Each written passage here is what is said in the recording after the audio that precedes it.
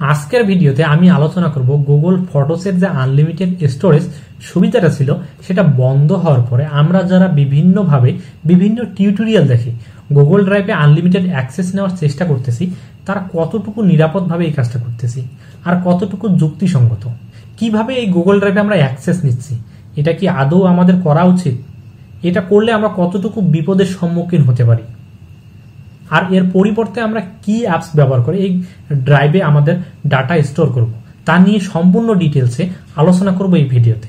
পুরো ভিডিও জুড়ে আমি আপনাদের সঙ্গে থাকবো ভক্ত রায়, আপনারা দেখছেন মিস্টার অ্যাডভাইজার। তাহলে আর কথা না বাড়িয়ে চলুন মূল আলোচনায় চলে যাওয়া যাক।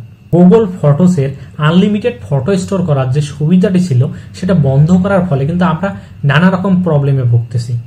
আমি নিজেই অনেক প্রবলেম ফেস করতেছি, কারণ আমার অনেক পিকচার অনেক ডাটা আমি গুগল ফটোসে আপলোড করে রেখেছিলাম। এখন আমি সেগুলো যদি ডাউনলোড করে অন্য আর একটা স্টোরেজে আপলোড করতে যাই তাহলে প্রায় আমার 25 থেকে 30 জিবি ডাটার প্রয়োজন পড়বে। এতগুলো ডাটার স্টোরেজ কিন্তু আমাকে কেউ ফ্রি দেবে না। ঠিক আমার মতো যারা এরকম প্রবলেমে পড়েছেন তারা কিন্তু এই free unlimited Google data storage সুবিধা নেওয়ার চেষ্টা করতেছেন। কিন্তু আপনি কি জানেন এটা কিভাবে কাজ করে, আমরা নিলে কতটুকু বিপদে পড়ব? আসুন প্রথমে জানার চেষ্টা করি এই গুগল ড্রাইভে যে আমরা অ্যাক্সেস নিচ্ছি সেটা কিভাবে কাজ করে। এটা প্রধানত কোনো টিম ওয়ার্ক করার জন্য কিংবা কোনো একটা প্রতিষ্ঠান যেখানে অনেক ব্যক্তি একটা জিনিস নিয়ে কাজ করবে, একটা বিষয় নিয়ে কাজ করবে, তখন তারা এই গুগল ড্রাইভের আনলিমিটেড অ্যাক্সেস নেয়। হাজার হাজার লক্ষ লক্ষ লোক এই ড্রাইভ ব্যবহার করে তাদের ওই কাজটা সম্পূর্ণ করার চেষ্টা করে। যেমন একটা স্কুল কিংবা কলেজ কিংবা বড় কোনো ব্যবসা প্রতিষ্ঠান যেখানে প্রতিনিয়ত ডাটা আপডেট প্রয়োজন পড়ে, তারা বিভিন্ন রকমের কাজকর্ম করার জন্য তাদের ডাটা আনলিমিটেড স্টোর করার একটা স্টোরেজের প্রয়োজন পড়ে। তখন তারা কি করে, এরকম একটা আনলিমিটেড ডাটা স্টোরেজ পারচেজ করে। আর আমরা কি করতেছি, আমাদের যে জিমেইলটা আছে সেটাকে বিভিন্নভাবে শেয়ার করে ওই গুগল ড্রাইভগুলোতে অ্যাক্সেস নিচ্ছি।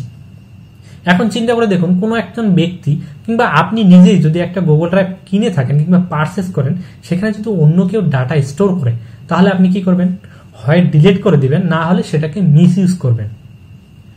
ঠিক এভাবে আপনি যে ডাটাগুলো স্টোর করতেছেন এগুলো কিন্তু কেউ ডিলিটও করে দিতে পারে, আবার মিসইউজও করতে পারে। যে ওই গুগল ড্রাইভের মালিক সে যদি চায় যে আপনার ডাটাগুলোকে তারা ইরেজ করে দিবে কিংবা সেগুলোকে এডিট করে বিভিন্ন জায়গায় ব্যবহার করবে, সেটা কিন্তু তারা করতে পারবে, কারণ তারা ওই গুগল ড্রাইভের মালিক, আপনি নন। আপনি হয়তো বা অ্যাক্সেস পাচ্ছেন, সেখান থেকে কিছু ডাটা আপলোড করতে পারতেছেন, আবার সেটাকে ডাউনলোড করতে পারতেছেন, কিন্তু আপনার ওই ডাটাগুলো কিন্তু আপনার সংরক্ষণে থাকতেছে না, থাকতেছে আরেকজনের সংরক্ষণে। তারা যদি কখনো গুগল ড্রাইভের যে অ্যাক্সেসটা আছে সেটা যদি অফ করে দেয় তাহলে কিন্তু আপনার সমস্ত ডাটা তাদের কাছে থেকে যাবে, আপনি আর কখনোই সেটাকে রিকভার করতে পারবেন না। আর আমরা কিন্তু গুগল ড্রাইভে ডাটা স্টোর করি শুধুমাত্র রিকভার করার জন্য, পরবর্তীতে যখন প্রয়োজন হবে তখন আমরা খুব তাড়াতাড়ি খুঁজে পাওয়ার জন্য। তাহলে একটু চিন্তা করে দেখুন, আপনি কিন্তু অন্য আরেকজনের কাছে আপনার প্রপার্টি স্বইচ্ছায় সজ্ঞানে রেখে দিচ্ছেন, তারা কেন মিসইউজ করবে না? তাদের যদি প্রয়োজন হয় তারা করতেই পারে। তাহলে আপনি যদি আপনার ডাটাকে নিরাপদে রাখতে চান এবং আপনার ডাটা দিয়ে অন্য কেউ কিছু না করুক এরকম যদি চান, তাহলে আপনি কখনোই এরকম unlimited Google drive access allow করবেন না। একটা জিনিস চিন্তা করে দেখুন, ফ্রি জিনিস কখনোই ভালো হয় না। আর গুগল যেটা স্বয়ং নিজে আপনাকে দিচ্ছে না ফ্রি, তাহলে অন্য আরেকজনের কাছ থেকে কেন আপনি ফ্রির আশা করবেন? আপনি যদি এরকম ফ্রির আশা করে থাকেন তাহলে সেটাকে এখনই আপনার মাথা থেকে ঝেড়ে ফেলুন। মিসইউজ হবে কিংবা ডিলিট হবে এটা কিন্তু 100% গ্যারান্টি, কারণ আপনি নিজেই তো অন্যের ডাটা আপনার গুগল ড্রাইভে রাখবেন না, তাহলে অন্যরা কেন আপনার ডাটা রাখবে? মনে করুন আপনি একটা কলেজের গুগল ড্রাইভে আপনার ডাটাগুলো স্টোর করেছেন। এখন কলেজের গুগল ড্রাইভে গিয়ে যদি কেউ দেখে যে আপনার পার্সোনাল ডাটা, তখন কিন্তু তারা ডিলিট করবে, কিংবা অন্য কেউ যদি চায় সেটাকে মিসইউজও করতে পারবে, কারণ আপনি যে ওইখানে অ্যাক্সেস নিচ্ছেন এরকম আপনার মতো হাজার হাজার লক্ষ লক্ষ লোক সেখানে অ্যাক্সেস নিচ্ছে। তাহলে আপনি যদি না জানে কিংবা না বুঝে এই কাজটি করে থাকেন তাহলে এখনই সেখান থেকে সরে আসার চেষ্টা করুন। পারলে আপনার যে ডাটাগুলো আপনি স্টোর করেছেন সেগুলোকে ডিলিট করে সেখান থেকে বেরিয়ে আসুন, কারণ আপনার ডাটার মিসইউজ হতেই পারে। এখন আসি এর সমাধানের উপায় কি। আগে আমরা কি করতাম, গুগল ফটোসে আনলিমিটেড ফটোস আমাদের যেটা যখন ক্লিক করতাম, যে পিকচারটা যখন ক্যাপচার করতাম তখন সেটা আপলোড করে দিতাম, সঙ্গে সঙ্গে অটোমেটিক ব্যাকআপ রেখে দিতাম। এখন আপনাকে কি করতে হবে, এরকম ব্যাকআপ না রেখে আপনাকে বেছে বেছে ভালো যেগুলো পিকচার আপনার প্রয়োজন পড়বে কিংবা আপনার পছন্দের পিকচার শুধুমাত্র সেগুলোকে স্টোর করার চেষ্টা করুন।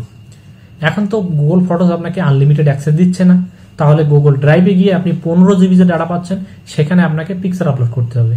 কিন্তু এই 15 জিবি কি আপনার জন্য যথেষ্ট? আমার জন্য যথেষ্ট নয়। এই 15 জিবি ডাটা কিন্তু একটা সময় পরে শেষ হয়ে যাবে। আপনার যদি একান্তই প্রয়োজন থাকে তাহলে আপনি গুগল ওয়ানে গিয়ে এরকম একটা মান্থলি কিংবা ইয়ারলি একটা প্যাকেজ পারচেস করে নিন, এটাই সব থেকে বেটার উপায়। তারপরেও যদি আপনার এরকম পারচেস করার এনার্জি না থাকে কিংবা অর্থ না থাকে তাহলে আপনি কি করবেন?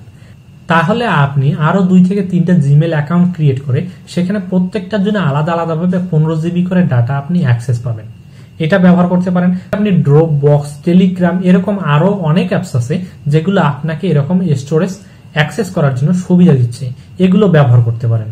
আজকের এই ভিডিও তৈরি করার একমাত্র কারণ হলো আপনারা ভুলভাল কোনো ভিডিও দেখে কিংবা টিউটোরিয়াল দেখে পরবর্তীতে কোনো প্রবলেমে যাতে না পড়েন সেই বিষয়ে আপনাদেরকে অ্যালার্ট করে দেওয়া এই ভিডিওর একমাত্র উদ্দেশ্য।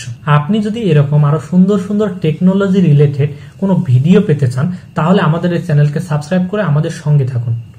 আর আমার ভিডিওটি যদি আপনার ভালো লেগে থাকে তাহলে অবশ্যই কমেন্ট করে জানিয়ে দিন।